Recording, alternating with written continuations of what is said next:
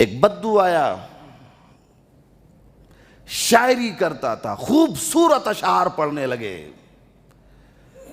اور شاعری سنانے کے بعد کہا امیر المومنین میں آپ کی خدمت میں اس لیے آیا ہوں ایک گاؤں سے کہ میں آپ کے احسان و کرم سے نوازا جاؤں۔ امیر المومنین نے کہا کہ اگر تمہیں کچھ نہ دے سکا تو کیا ہوگا؟ کہا مجھے کچھ نہ دے گے تم میرے حاکم ہو، اللہ تم سے اس کے بارے میں سوال کرے گا۔ کہا اللہ سوال کرے گا پھر کیا ہوگا؟ کہا اللہ جب سوال کرے گا اے عمر یا تجھے جنت ملے گی یا تو جہنم میں جائے گا۔ اتنا سننا تھا، آنکھیں اشکبار ہو گئیں، داڑھی مبارک بھیگ گئی، اپنا کرتا نکالا، کہا اے میرے دوست یہ کرتا لے جا، اللہ کے عذاب سے بچنے کے لیے تجھے میں نے اپنا کرتا دے دیا ہے، اور یہ بھی یاد کر لے اس کرتے کے علاوہ عمر کے پاس کوئی کرتا بھی نہیں ہے۔ حضرت علی رضی اللہ تعالیٰ عنہ ایک مرتبہ ایک اونٹ غائب ہو گیا، کیسے کیسے حکمراں تھے، کیسا خوف تھا اللہ کا۔ ایک اونٹ غائب ہو گیا اور تیزی کے ساتھ حضرت فاروق اعظم اونٹ پر سوار ہوئے بھاگتے ہوئے جا رہے تھے۔ حضرت علی نے دیکھ لیا، کہا امیر المومنین کہاں؟ کہا وہ ایک اونٹ گم ہو گیا ہے اسے پکڑنے جا رہا ہوں۔ کہا امیر المومنین آپ بھی عجیب آدمی ہو، اتنے بڑے حکمراں ایک اونٹ پکڑنے جا رہے ہو۔ کہا علی مجھے ملامت مت کرو، میری حکومت میں رہتے ہوئے دریائے فرات پر اگر بکری کا بچہ بھی غائب ہو گیا قیامت کے دن اللہ کو حساب دینا پڑے گا۔ یہ زندگی چلائی تھی۔ رات ہوتی گھروں میں گھس جاتے، ایک دن ایک گھر میں داخل ہوئے اور کچھ دیر کے بعد اس گھر میں سے باہر نکل آئے۔ ایک صحابی رسول حضرت طلحہ بن عبید اللہ رضی اللہ تعالی عنہ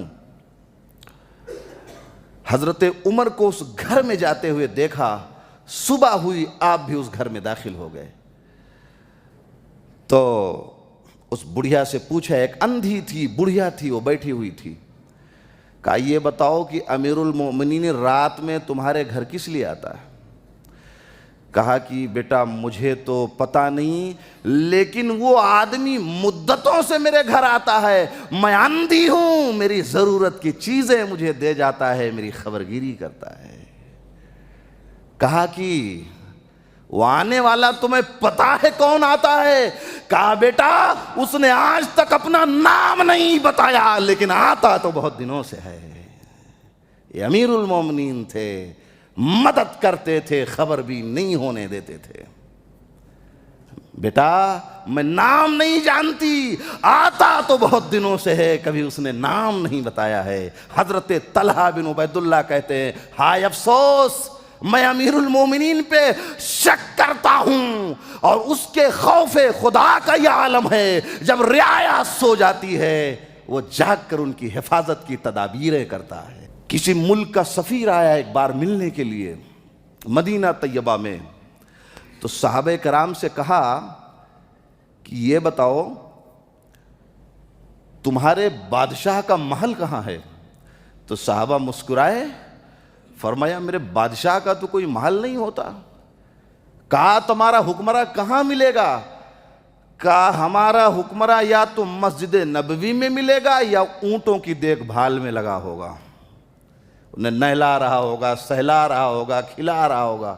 کہا اچھا، وہ بادشاہ کا وہ نمائندہ جا کے پہنچتا ہے تو مسجد نبوی میں فاروق اعظم ایک ٹوٹی ہوئی چٹائی پہ آرام فرما رہے ہیں، اور ٹوٹی ہوئی چٹائی کے جو نشانات آپ کے جسم اطہر پہ لگے ہوئے تھے۔ بادشاہ کے نمائندے نے دیکھا، کہا فاروق اعظم تم نے اپنے لوگوں کے ساتھ انصاف کیا ہے، اس لیے تمہیں ٹوٹی ہوئی چٹائیوں پہ بھی نیند آ جاتی ہے۔ ہمارے حکمرانوں نے ہمارے ساتھ ظلم کیا ہے، ناانصافی کی ہے، انصاف نہیں کیا ہے۔ وہ بڑے بڑے محلوں میں ہوتے ہیں، قلعہ بند قلعوں میں ہوتے ہیں، انہیں راتوں کو نیند نہیں آتی ہے، اس لیے کہ ہمارے ساتھ اچھا برتاؤ نہیں کیا ہے۔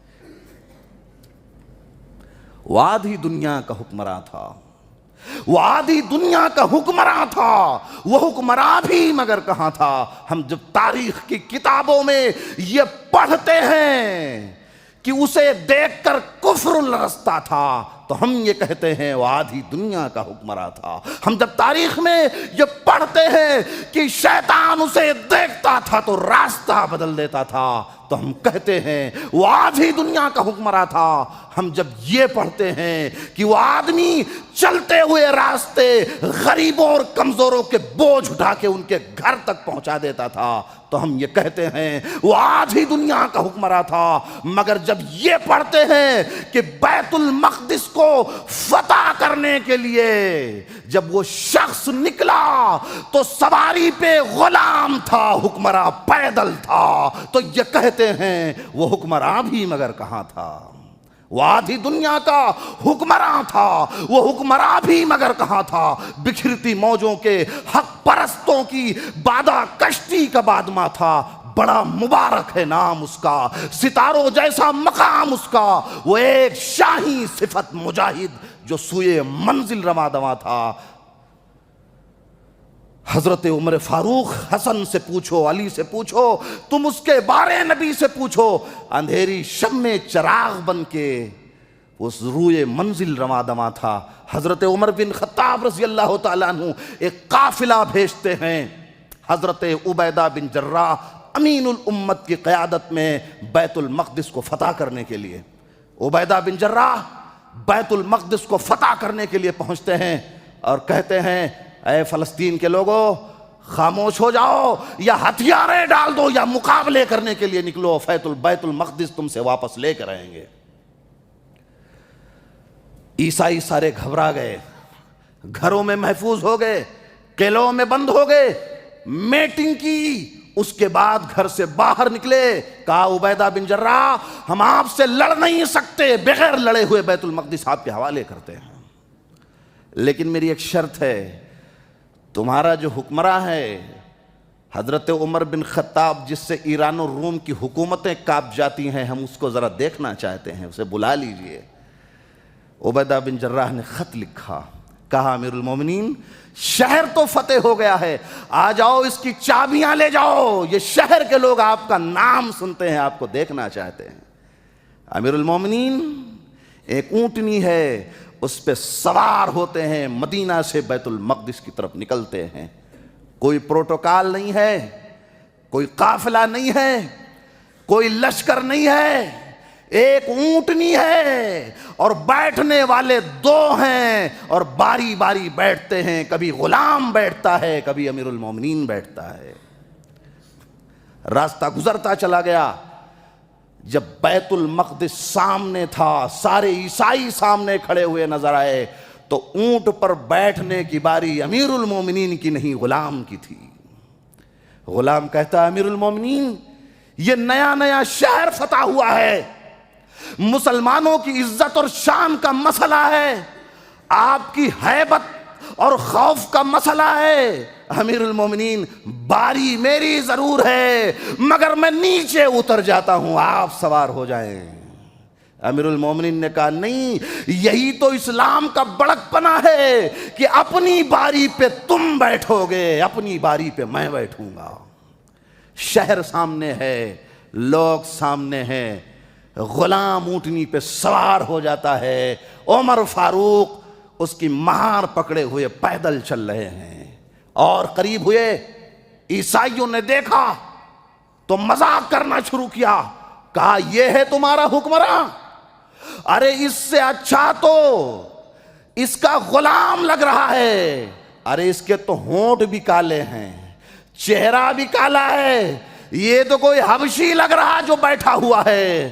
عبیدہ بن جراح نے کہا نہیں نہیں، تم دھوکہ کھا رہے ہو، ہمارا حکمراں وہ نہیں جو اونٹنی پہ سوار ہے، ہمارا حکمراں وہ ہے جو اونٹنی کی مہار کو پکڑے ہوئے پیدل چل رہا ہے۔ وہ آدھی دنیا کا حکمراں تھا، وہ حکمراں بھی مگر کہاں تھا، بکھرتی موجوں کے حق پرستوں کی بادہ کشتی کا بادمہ تھا۔ بڑا مبارک ہے نام اس کا، ستاروں جیسا مقام اس کا۔ امیر المومنین بیت المقدس میں داخل ہوتے ہیں، شہر فتح ہوتا ہے، واپس سارے مسلمان پھر اپنے اپنے جگہوں پہ پہنچ جاتے ہیں۔ ایک دن وادی تہامہ میں پہنچے، ایک جگہ تھی، اور پہنچنے کے بعد حضرت عمر بن خطاب بلک بلک کر رونے لگے۔ تو ساتھی نے کہا یار جوان آدمی ہو اور بچوں کی طرح روتے ہو؟ کہا یار مجھے آج اپنا بچپنا یاد آ گیا۔ ایک دن تھا میرے باپ خطاب نے مجھے 5 اونٹ دیے تھے، کہا ان 5 اونٹوں کو لائن میں کھڑا کر دو، میں آگے والا اونٹ سیدھا کرتا، پیچھے والا ٹیڑھا ہو جاتا، پیچھے والا سیدھا کرتا، آگے والا ٹیڑھا ہو جاتا۔ میرے باپ خطاب نے مجھے بہت مارا تھا، وہ دن مجھے یاد آ رہا ہے۔ کہا تم ایک عرب کے بیٹے ہو، تم سے 5 اونٹ لائن میں نہیں کھڑا ہوتے؟ میرے دوست اس دن اونٹ نہیں کھڑے ہوتے تھے، آج انسان کیا جانور بھی سیدھی لائن میں کھڑے ہوئے ہیں۔ یہ فاروق اعظم کا جلوہ تھا، شیطان دیکھتا تھا راستہ بدل دیتا تھا۔ عمر آ رہے ہیں اور یہ نبی کا جملہ ہے، فاروق تجھے دیکھ کے تو شیطان بھی راستہ بدل دیتا ہے۔ یہودیوں اور عیسائیوں کے بچے جب روتے تھے، بلکتے